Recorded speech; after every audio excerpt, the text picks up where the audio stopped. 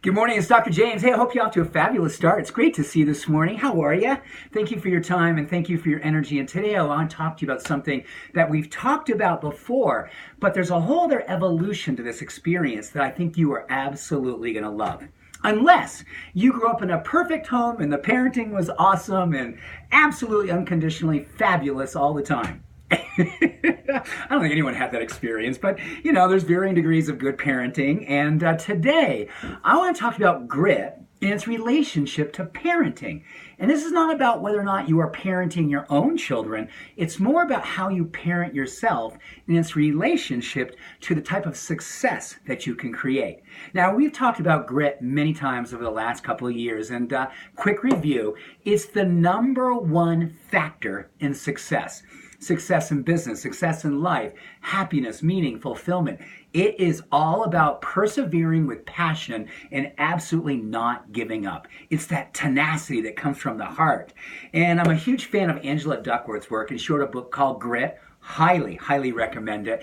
And I was doing some more research in her favor, just trying to figure out, is there more to the story of grit? What else can we be doing? Well, we talked about willpower, we talked about grit and tenacity. What's really interesting is that Angela said there's another piece to the puzzle. I like to call this grit 2.0.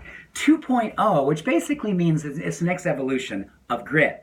And basically what her research is saying is that there's a part of this in how we parent our children, which is all about the way that we steward them and how we go about loving them and caring for them and what type of ways that we go about helping them to develop the best aspects of themselves. So I thought to myself, I said, well, if you didn't have the perfect childhood and your parenting wasn't necessarily awesome that was coming to you as a child, or you're wondering whether or not you could have a redo or an opportunity to reparent yourself in relationship to success, well, I've got some great thinking. That sounds so egotistical. I think it's great thinking. It just made me think about how, in my life, if I was to do some reparenting to help my grit, to help my success, my fulfillment, I thought you'd like this too. So here's what's really cool. Parent comes from the Latin word, or the Latin root of the word parent, which basically means to bring forth one's potential. Gosh, that's awesome. And, our parents help us to bring forth our potential. But here's what she told us. In her research, when she's seen gritty kids, there's a certain way that the parenting happens. Two things. Number one, they're high standards the parents set for their kids.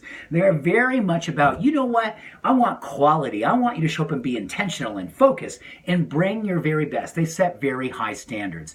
And number two, they do it with high warmth. That's the part I love. It's not about being punitive and authoritarian, like, we're going to high standards, and if you don't do it, you're not measuring up, and that's not going to be cool, and I'm going to hold back my love. None of that stuff. High standards with high love, high warmth, high encouragement. This is the key. So, here's what I'm considering with grit for my own life.